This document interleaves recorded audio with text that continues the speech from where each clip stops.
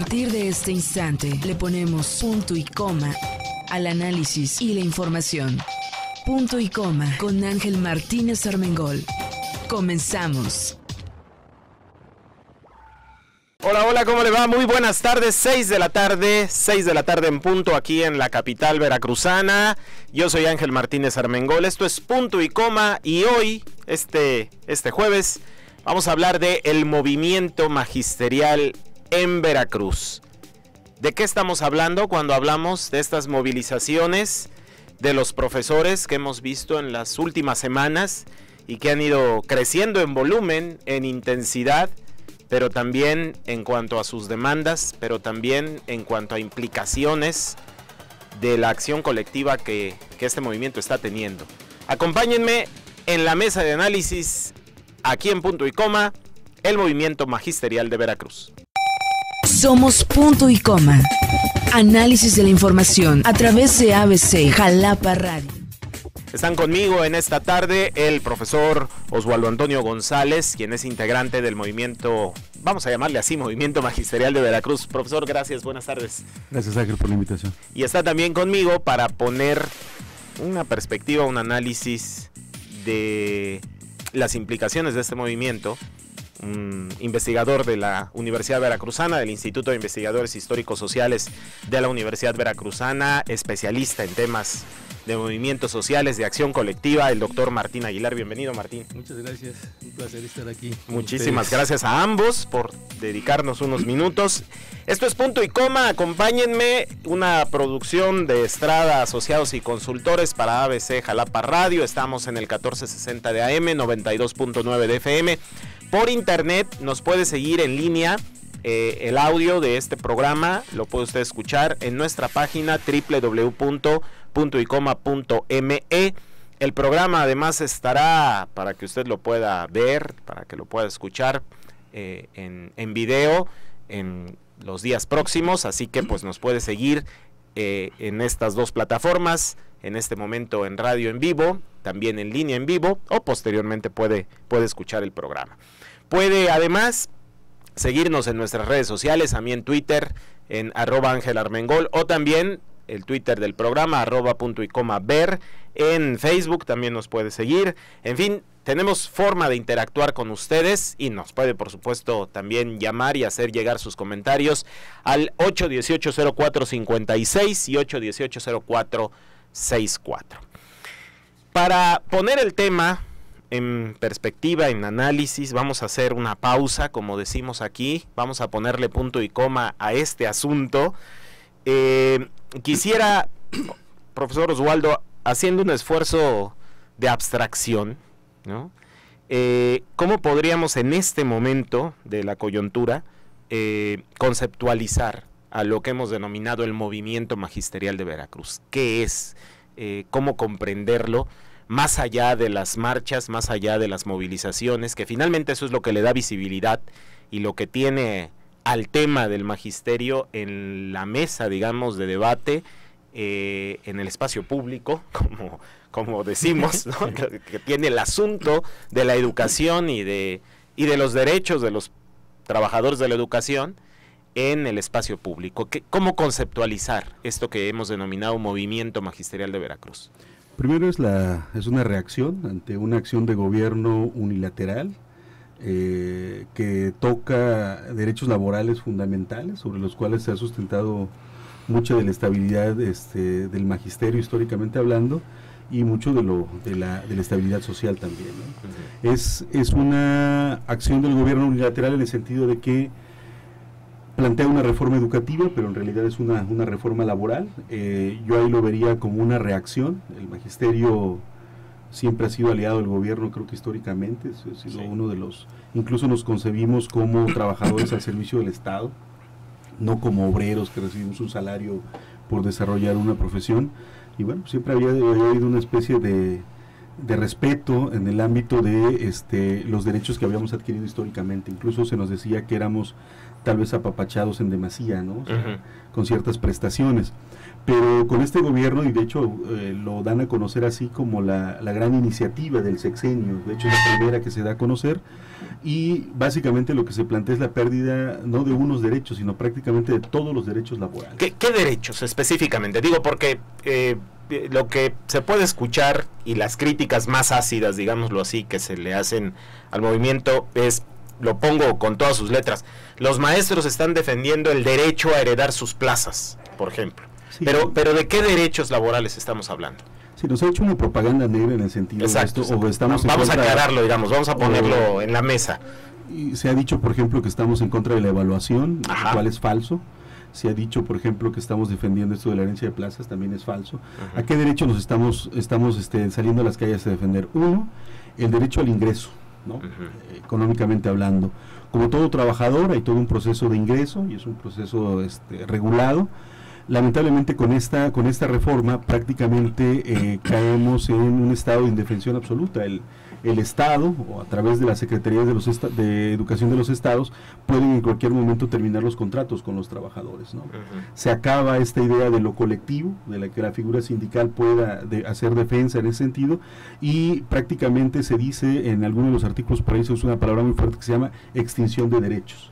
Es decir, el patrón se atribuye esa extinción de derechos sin mediar, por ejemplo, figuras como conciliación y arbitraje, es decir, áreas de defensa. Ese es uno que tenía que ver con la seguridad laboral, ¿no? Y que tiene que ver con el ingreso.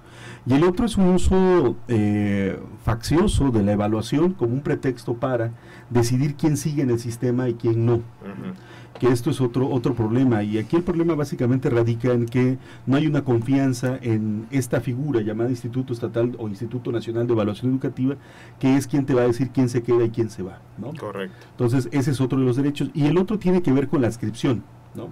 Se dice, por ejemplo, que si no pasas un examen, y digo, ahí podemos discutir mucho si una prueba escrita, estandarizada, te puede permitir decir quién es apto y quién no es apto para desarrollar una función tan compleja como sería la educación, pero ahí se dice que si tú después de determinado proceso no lo cubres, entonces el Estado te pone a disposición. ¿Qué significa? Que pues te pueden mandar al área laboral en la que el Estado diga que haces falta, ¿no? El secretario de Educación mucho decía, incluso pues hacen falta muchos capacitadores electorales, por ejemplo, ¿no? Entonces, ¿qué significa? Que de repente... O sea, no solo dentro del sector educativo, sino en cualquier área de la administración pública podrían ser... Ellos hablan de la administración pública en general, ¿no? Okay. Y esos son derechos fundamentales adquiridos, y sobre esos derechos fundamentales es prácticamente lo que se está sustentando toda esta movilizaciones, ¿no? Ajá. Básicamente. Correcto. A ver, Martín, para hablar o para pensar críticamente estas movilizaciones, ¿qué nos están diciendo? ¿Qué está ocurriendo, digamos, en torno al movimiento magisterial de Veracruz, que nos está dando, digamos, unas pistas, ¿no? de una movilización social que por lo menos yo no tengo memoria inmediata, digámoslo así, que hubiera ocurrido acá en el país, o por lo menos en el estado de Veracruz? Sí, mira, digamos, el movimiento magisterial a nivel nacional como que tiene distintos ritmos. Y en Veracruz lo que podemos ver, digamos, fue, entre comillas, una especie de sorpresa, ¿no? Porque la caracterización que se tenía de los maestros y las maestras veracruzanas, fundamentalmente adheridos al CENTE, ¿no? Aunque hay, digamos, 14 sindicatos, era que eran profesores y profesoras fundamentalmente integrados en una estructura corporativa, y que esa estructura corporativa respondía inmediatamente a las decisiones de los dirigentes sindicales. Claro. ¿No? Entonces, y a las decisiones políticas. Y la vinculación histórica entre el Estado y el sindicato. Claro. Y el CENTE, ¿no? Entonces, digamos, a mí me parece que ese contexto como que de repente se olvida, porque el marco educativo, digamos, nacional siempre ha sido en esa vinculación Estado, CENTE o Estado, movimiento o estructura magisterial. Entonces, lo que está pasando, digamos, tiene un historial también. Acordémonos de Jongitud, claro. qué pasa con el Baester y claro. después ahora qué pasa con el Baester y quién queda, ¿no?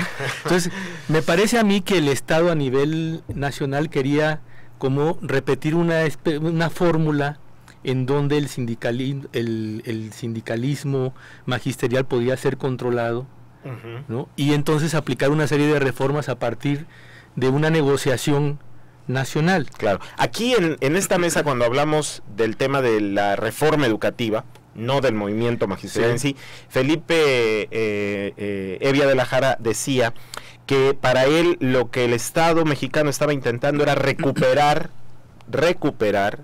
el digamos el monopolio o el control de la educación, ¿no? Sí. Que políticamente le había convenido dejar en manos del sindicato. ¿Sí? Sí. ¿Estás pensando en algo así cuando haces este planteamiento? Es decir, la decisión de encarcelar al Baester en diciembre del año pasado, yo creo que hacer movimientos va en ese cuando sentido. Hago esa parte del historial, por ejemplo, que podemos ver también con el quinazo famoso, claro, etcétera, lo que trato un poco de decir es que son negociaciones en un momento dado del Estado que permite tener una intervención mayor del Estado.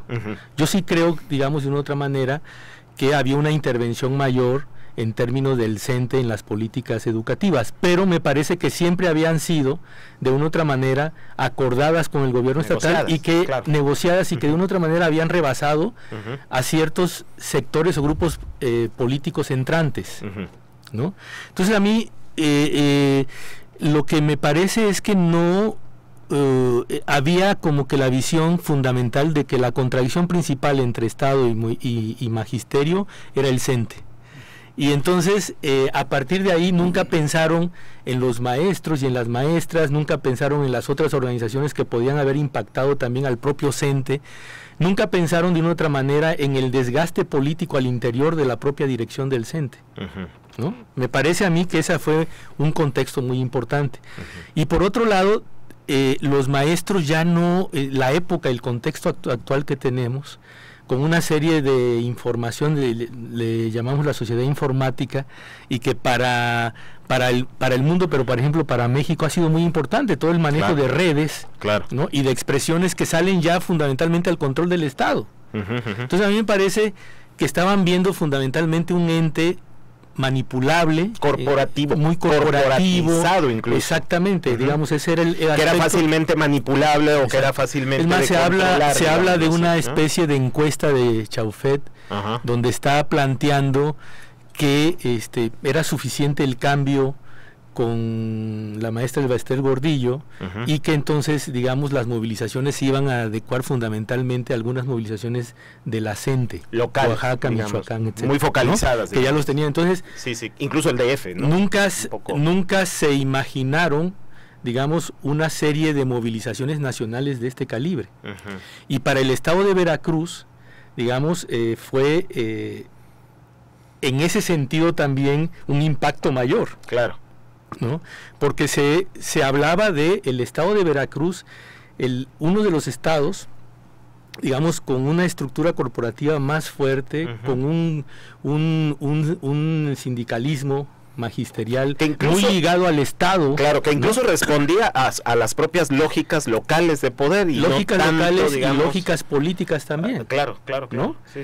Entonces, digamos, esa dinámica, en este momento, una reforma educativa de esas características, impacta, ¿no?, de una manera muy fuerte, pero también promueve toda una serie de, es un poco mi visión, de debates que había también al interior del propio movimiento magisterial, de los propios maestros y maestras, sí.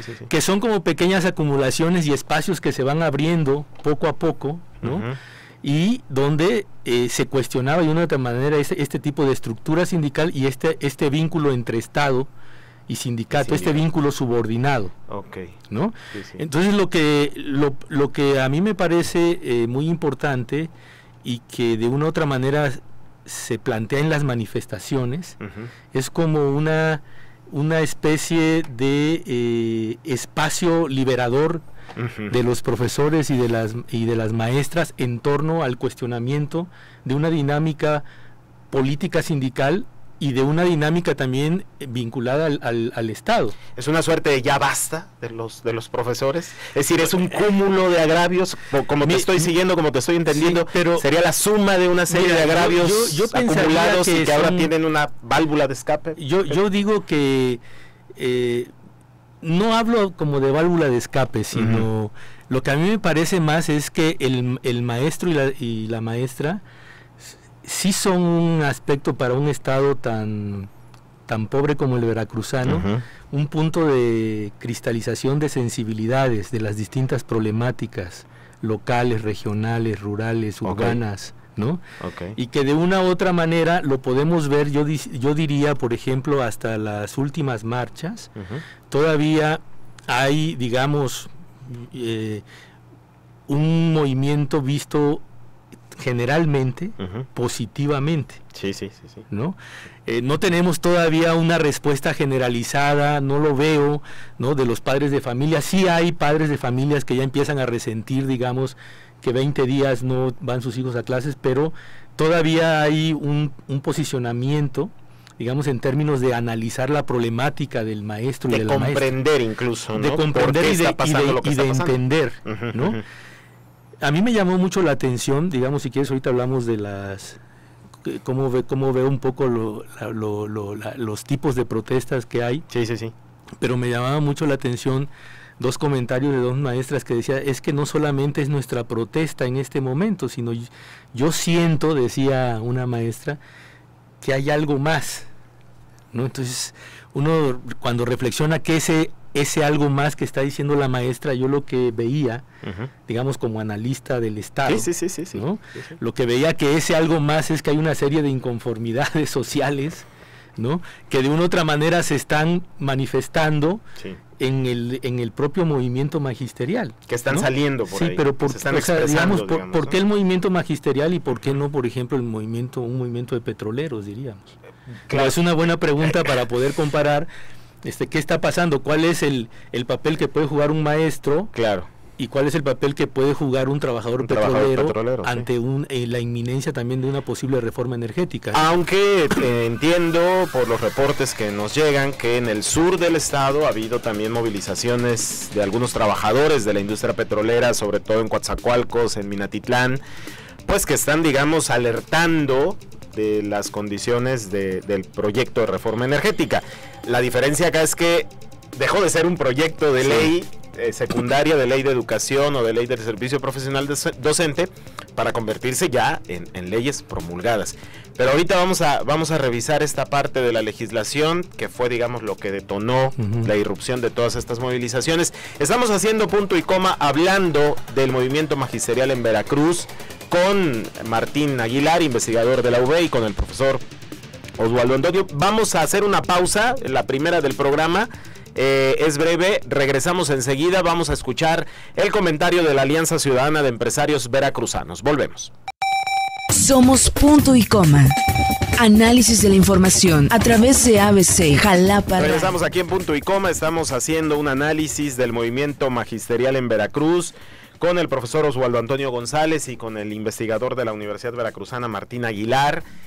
Reflexionando sobre las implicaciones de este movimiento, las movilizaciones del magisterio, exigiendo, ya escuchábamos al profesor Oswaldo Antonio, el reconocimiento de sus derechos, protestando contra lo que se considera por parte del movimiento magisterial pues una imposición en las leyes de la reforma, las leyes secundarias de la reforma educativa, y bueno, pues estamos haciendo, insisto, un esfuerzo por conceptualizar, ¿no?, por hacer abstracción de este movimiento. Estamos aquí en vivo en ABC Jalapa Radio. Yo les invito para que sigan además por esta estación todos los días de lunes a viernes. De 8 a 9 las noticias están en este espacio mismo de ABC Jalapa Radio. Mis compañeros Ezequiel Ortiz y Luis Sigüenza. Una hora después de que acaba punto y coma, a las 8, de 8 a 9, las noticias, usted se informa. A ver, maestro Oswaldo Antonio, pensemos en los escenarios a los que se enfrenta o contra los que está protestando, vamos a llamarlo así, contra los que se manifiesta el movimiento magisterial de Veracruz. Por un lado están las reformas a las leyes secundarias, la Ley General de Educación, pero particularmente la Ley del Servicio Profesional Docente, hablábamos de eso hace un rato, la Ley General de Educación en la parte, digamos, de lo que es la defensa de la educación pública, la Ley del Servicio Profesional Docente en la parte que tiene que ver con los derechos laborales, pero hay una tercera esfera que Martín Aguilar ya abordaba aquí, digamos, tangencialmente hace un momento, y que tiene que ver con la articulación del magisterio con sus sindicatos. Dirigencias sindicales que, por cierto, están, pues no sé si desaparecidas, pero sí difuminadas o desdibujadas por lo menos en las protestas que hemos visto, al menos acá en Veracruz, en las semanas recientes.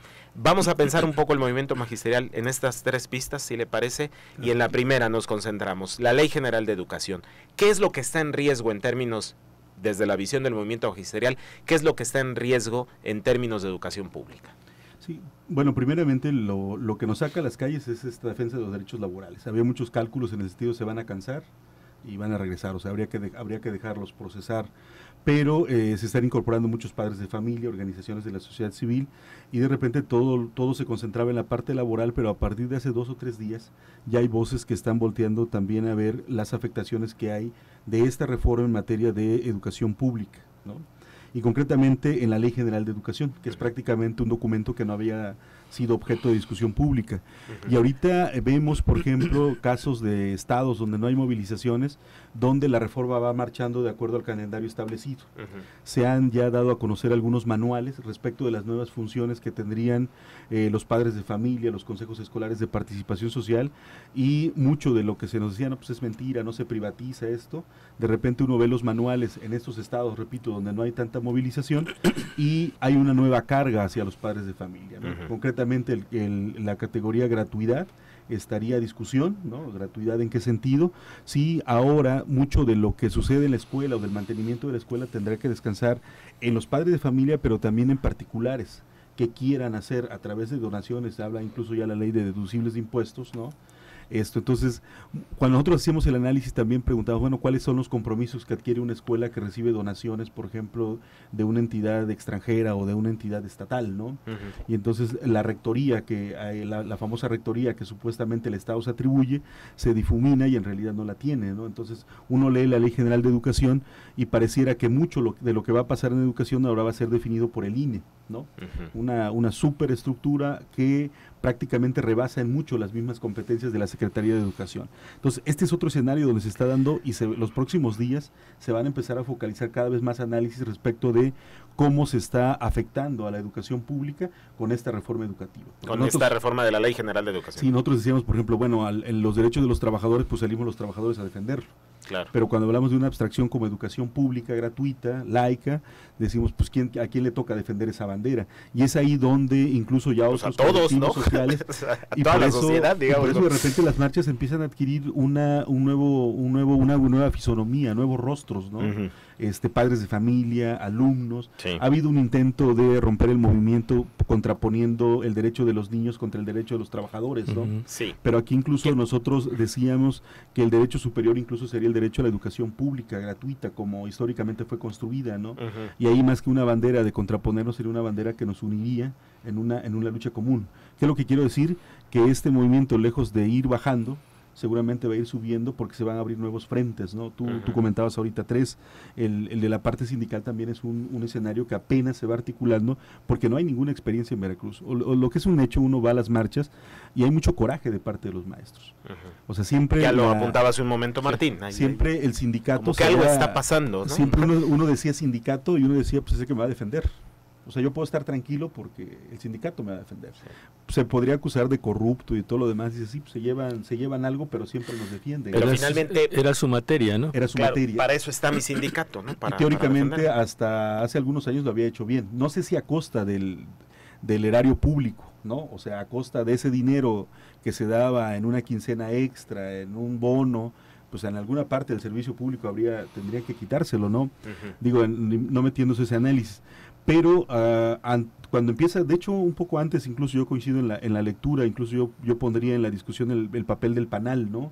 Como el partido vinculado al sindicato, el rompimiento que se da con Peña Nieto antes de las elecciones. Aquí en el Estado va en sentido contrario, se afianza una alianza con el PRI, incluso se habla muchos de los maestros, decíamos nosotros luego bromeando en la calle, que muchos de los que ahorita salen a marchar son los mismos que salieron a marchar en la campaña electoral para que determinado candidato ganara, ¿no? Entonces, para que ganara Peña Nieto, pues. Para que ganara Peña Nieto. No le demos entonces hay muchos que se sienten engañados en ese sentido. O sea, las dirigencias dijeron no afecta en nada, no se preocupen, nosotros ya leímos, no hay ni una afectación. Muchos nos atrevimos a ir en sentido contrario porque teníamos información que apuntaba precisamente en sentido contrario. Y lamentablemente los profes que son, digamos, creyeron en demasía de los líderes sindicales, llegó un punto en que nos damos cuenta, lamentablemente muy tarde, que era cuando ya el Ejecutivo va a firmar la ley, cuando ya se da a conocer el papel, entonces todo el mundo empieza a leerlo, a ver, le dice, a ver, el artículo 43, por ejemplo, el artículo 70 y tantos, y uno le dice, no, pues sí me afecta. Entonces van contra los sindicatos, ¿no? Oye, pues explícame este artículo que yo lo interpreto que sí me afecta, tú me dices que no, y entonces ahí empieza ya un rompimiento de manera formal con los sindicatos.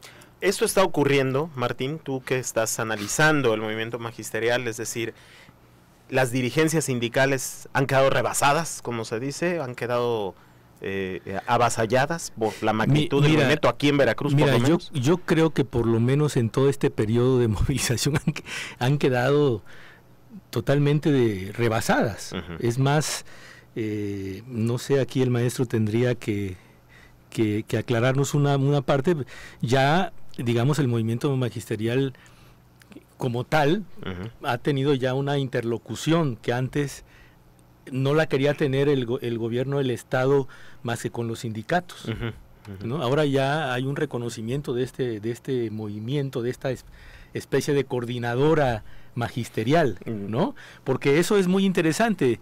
Digamos, yo comento como algunas de las anécdotas que ha habido en el transcurso del proceso de las manifestaciones, ¿no?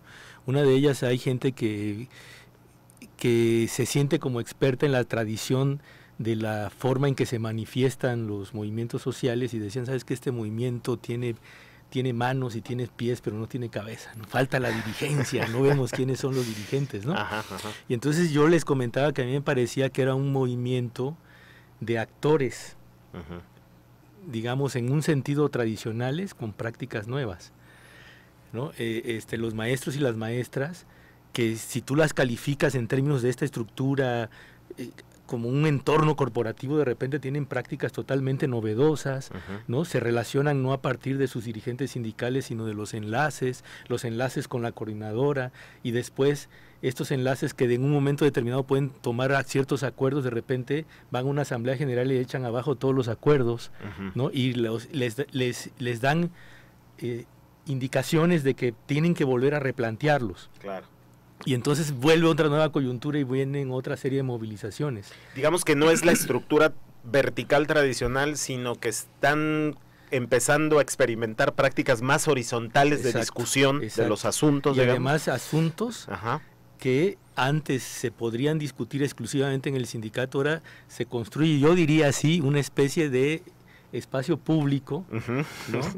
Donde tú encuentras en todas las... O sea, una de las cuestiones que puede ser interesante de las grandes concentraciones, a lo mejor no son las concentraciones que por sí son históricas. Sí. ¿No? Sí, claro. Porque van marchando distintos actores y sectores, por supuesto los maestros, las maestras, ¿no? Los diferentes grupos, pero siempre está, al terminar todas las concentraciones, una serie de debates entre distintos grupos. ¿No? Un poco debatiendo ahí al terminar. Sí. Entonces, digamos, esto que... Aquí mismo en Plaza Lerdo se han visto me refiero a corrillos. Exacto. Los corrillos. Digamos, yo lo que pienso es que este tipo de prácticas no era común en el magisterio y que ahora, digamos, esto ha totalmente, yo sí creo, transformado las formas de intercambio y que siguen conviviendo a veces con prácticas tradicionales, pero que lo que es este tipo de prácticas está rebasando, está planteando una alternativa distinta en las maneras de comunicar. Sí, profesor, adelante. Pero incluso golpea la estructura tradicional, pero también está golpeando la coordinadora en su estructura tradicional de operación. Por ejemplo, ahorita ya negociaron algo a nivel federal y dicen, bueno, pues ya vamos a regresarnos. Y de repente todos los estados movilizados dicen, pues no, ¿por qué? Si no hemos logrado nada, ¿no? Claro. Entonces incluso rompe los mismos esquemas tradicionales de la protesta clásica, ¿no? De presiono, obtengo, me regreso y luego vuelvo a salir. Aquí en estos corrillos es muy común ver periódicos, revistas, la gente está leyendo, ¿no? Y de repente de ser un problema magisterial ya se está analizando la reforma fiscal, que cómo va a afectar, ya se está realizando la reforma energética, ¿no? Ya está analizando qué pasó con Grecia, por qué cayó, ¿no? Es decir, de repente una información que era privativa de un grupo que podría denominarse académico empieza a permear a la base y entonces empiezan a haber caras de preocupación, ¿no? Porque dice, bueno, entonces esto no se va a resolver resolviendo solo el problema magisterial. Ahora, es un problema mucho más grande. Ahora, la complejidad que yo veo aquí, por lo que apunta Martín, por lo que apunta usted, profesor, es que la capacidad de interlocución, digamos, de los actores políticos, de los poderes públicos incluso, ante un nuevo escenario de discusión de los asuntos magisteriales, insisto, en esta visión más horizontal, menos vertical de lo que tradicionalmente había sido, pues complica, digamos, el proceso de negociación. Es decir, lo que se puede acordar, digamos, con lo que tradicionalmente puede ser una mesa de representantes, ¿no? O un grupo de representantes de maestros que van en una marcha, se puede caer a la hora de que se discute en una asamblea, y entonces, pues, ¿de qué sirvió pasarse horas y horas de negociación? ¿Cómo se está canalizando esto? ¿Qué escenarios o qué salidas podemos verle, quizá no en lo inmediato, pero sí en las semanas siguientes, a estas movilizaciones del movimiento magisterial? Y dejo el tema sobre la mesa porque ya me están marcando que hagamos una pausa, así que les dejo la reflexión para que la pensemos en el momento en que regresemos de la pausa, no sin antes agradecer la llamada de la contadora Galvina Domínguez Díaz. Ella dice que difiere la opinión de los empresarios en el tema de las marchas y bloqueos sobre las declaraciones de estos en los últimos días. Manda saludos a Martín y al profesor Oswaldo. También el señor Bartolo Estrada nos dice, excelente programa, oportuno, los invitados de muy buen nivel, ha habido un manejo claro y preciso del tema. Dice, yo lo percibo como un ciudadano sin sesgos, además ha sido este programa, dice, orientador para aquellos que quieren entender qué es la reforma educativa. Comentario de la Alianza Empresarial, dice que fue bueno, pero creo que hace más dinámico este debate. Así que bueno, pues les mando saludos a los panelistas, muchas gracias por escucharnos. Vamos a una pausa, regresamos, dejo el tema sobre la mesa, cómo negociar con estos grupos en estos nuevos escenarios, con quién, porque la interlocución también me parece ahí que se ha perdido, que se ha difuminado, ¿no? Y se abren espacios de discusión, se abren espacios de negociación, específicamente en el Congreso del Estado, pero con una legislatura que está a punto de fenecer, que está a punto de terminar, y que en cosa de un mes habrá nuevos diputados. Dejo el tema sobre la mesa, vamos a una pausa aquí en Punto y Coma, regresamos. Estamos hablando del movimiento magisterial en Veracruz. Somos Punto y Coma. Análisis de la información a través de ABC Jalapa Radio. Agradecemos el patrocinio que a Punto y Coma hace Asado del Valle, este restaurante de comida uruguaya que próximamente estará en Jalapa, en Ávila Camacho 249, esquina Pánuco. Asado del Valle tendrá ahí lo mejor de la cocina del Uruguay, de allá del Cono Sur, lo mejor de lo mejor en los vinos también de allá de los uruguayos. Así que Martín, Oswaldo, hay que prepararse porque ya poquito, dentro de pocos días, Asado del Valle estará aquí en esta capital.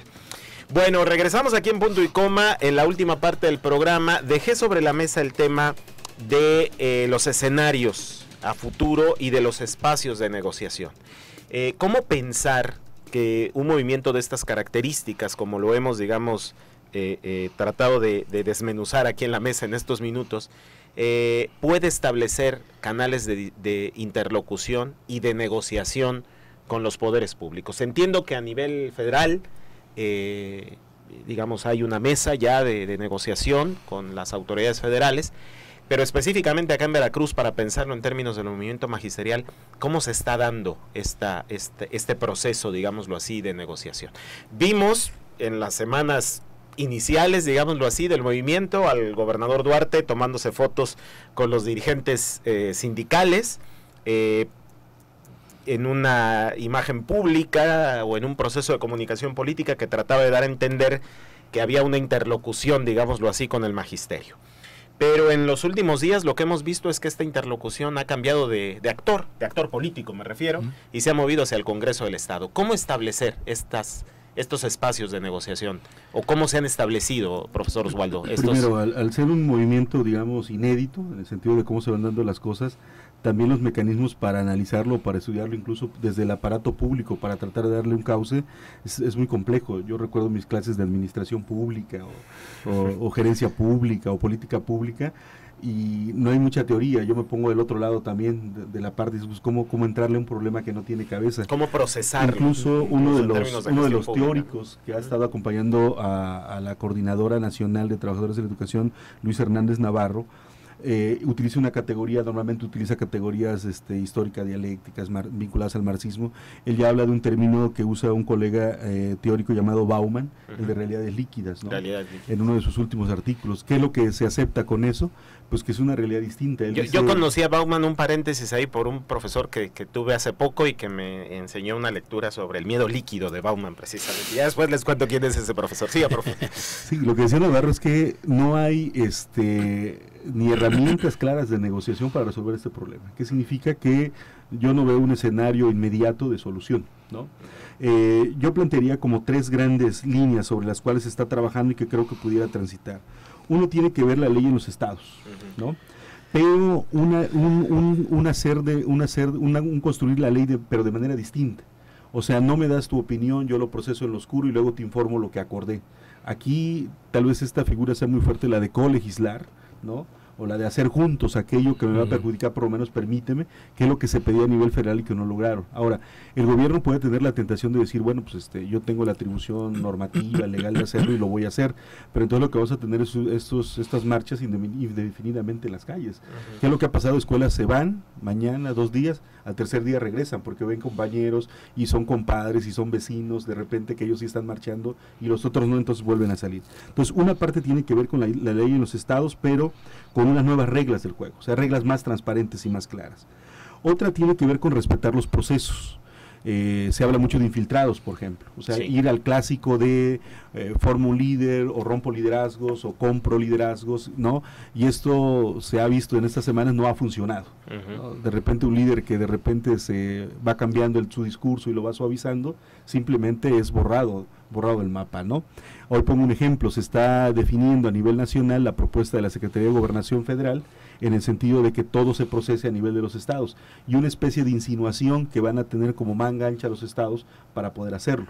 Y se está sometiendo a votación en todos los estados movilizados en este momento. El escenario prácticamente lo podemos, sin ser adivinos, adelantar. Prever. ¿No? Uno es el desconocimiento de la coordinadora como interlocutor en ese sentido, ¿no? Claro. Y porque el movimiento sigue. Entonces, si aparentemente había una estructura a través de la coordinadora, el otro escenario que nos podríamos plantear es qué va a pasar cuando este también ya sea desconocido. Entonces se vuelve un movimiento más complejo. Lo otro también que tiene que avanzarse y ya se va configurando en varios estados es que la modificación de la ley tiene que ir junto con los presupuestos. Es decir, si se acuerdan cosas, pero no van vinculados a partidas presupuestales concretas, ¿no? Podríamos considerarlo como un engaño, ¿no? Claro. Es decir, cada vez el magisterio exige más cosas. Ok, me lo dices, pero me lo firmas. O sea, lo acordamos, pero lo haces público, ¿no? O sea, cada vez empiezan a exigir más cosas. Y en ese sentido me parece que una de las rutas que podrían avanzar en ese sentido, en tanto que no se puede acordar con personas o que no hay liderazgos, tendrían que ser, yo pensaría, en discusiones y acuerdos por temas, más que por personas, ¿no? Es decir, si yo no tengo a alguien, un interlocutor, entonces vamos discutiendo, y esto implicaría, lo que decían ustedes del espacio público, hacerlo sí como espacio público. Yo pensaría, por ejemplo, que si el Ejecutivo ahorita está trabajando las leyes secundarias o las leyes locales, lo que tendría que hacer es público el documento que el gobierno está pensando mandar al Legislativo para que lo vote. ¿Para qué? Para que se haga una discusión para pública. que se conozca, para que se discuta, para que se sepa, por lo menos, porque luego llegan las iniciativas de ley y digamos, se conocen porque se publican en la Gaceta Parlamentaria, que conocen unos cuantos nada más, digámoslo así, ¿no? La idea sería, digamos, que si desde el Ejecutivo se procesa una iniciativa, desde el momento en que se presenta la iniciativa o antes incluso se ponga, digamos, a discusión. Esto podría resultar, Martín, ¿tú cómo lo ves? ¿Cómo ves esta forma de negociación, esta salida? Yo creo que digamos, por supuesto que yo respeto y dejo la última palabra a los maestros en ese sentido. Y mi opinión va como en una idea inicial de que hay que revertir mucho de lo que se hizo mal en este proceso de la reforma. O sea, lo primero es que tienes que abrir un diálogo claro, transparente, canales expresos, ¿no? Que no se hicieron.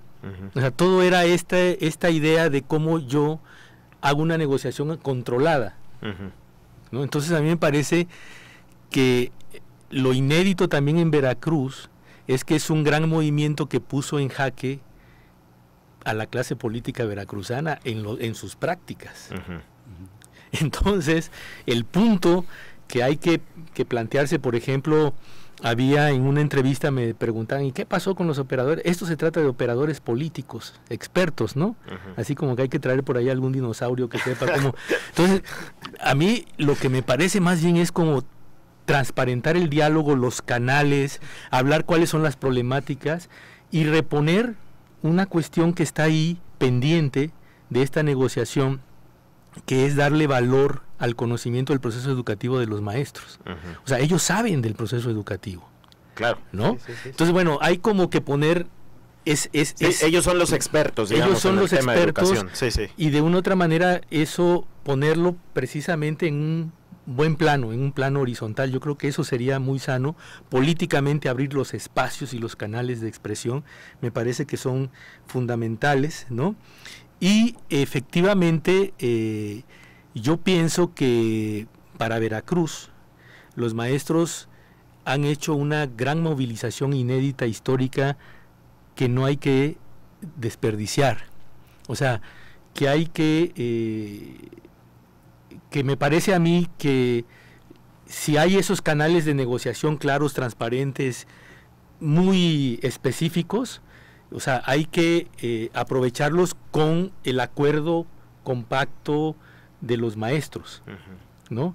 O sea, que la lucha que están estableciendo para revertir, digamos, un proceso que ha sido viciado, y que eso hay que plantearlo,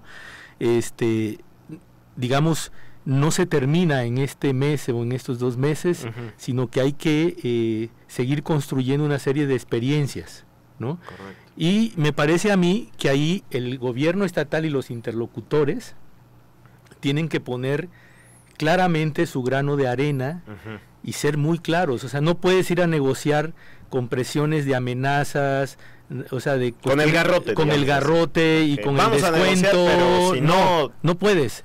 Tienes que cambiar el esquema absolutamente de negociación por un esquema de diálogo y de transparencia. Yo veo a la clase magisterial, una clase ilustrada, digámoslo así. Los profesores pues son gente con educación, ¿no? Preparados. No es cualquier gremio, ¿no? Sí. Digo, y no por hacer menos o soslayar el papel de otros gremios, pero en particular es un gremio, como dirían en el pueblo, leído, ¿no? Es un gremio que está, digamos, con conocimiento de las cosas.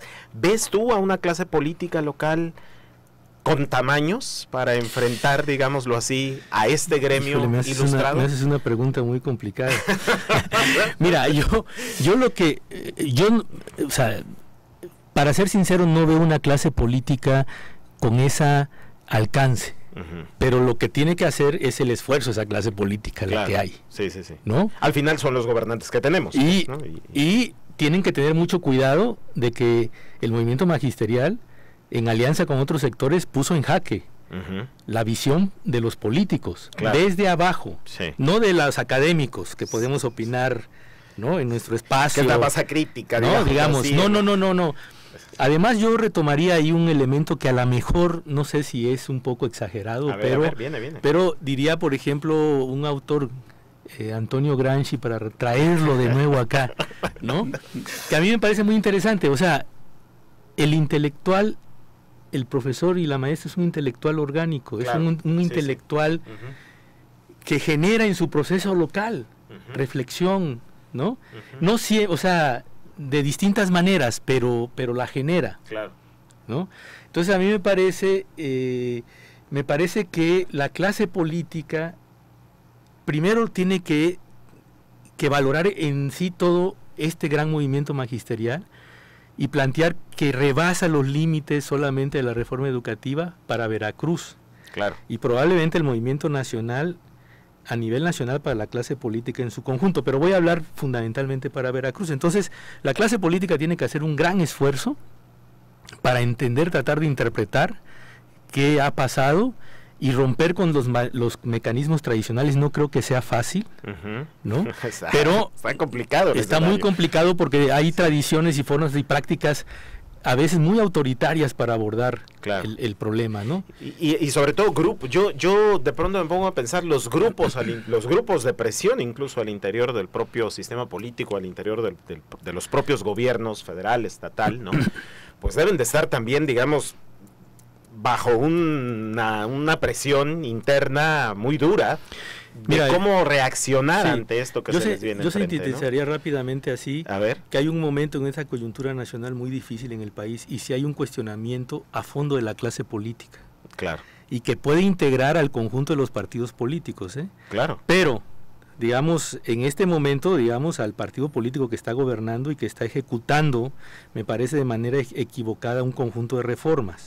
Es que, ¿no? Como que se abrieron muchos frentes de pronto, ¿no? Digamos, demasiados, y además es una crítica nacional e internacional, ya es algo común. Sí, ¿no? sí. Y estamos enfrente con la reforma fiscal, estamos con la reforma energética, con la reforma educativa y con reformas que no se terminen de procesar rápidamente, profesor Oswaldo. Tenemos un par de minutos solamente. ¿Para dónde va el movimiento en los próximos días, en las próximas semanas? ¿Seguirán las marchas? Seguirán las movilizaciones. Sin duda.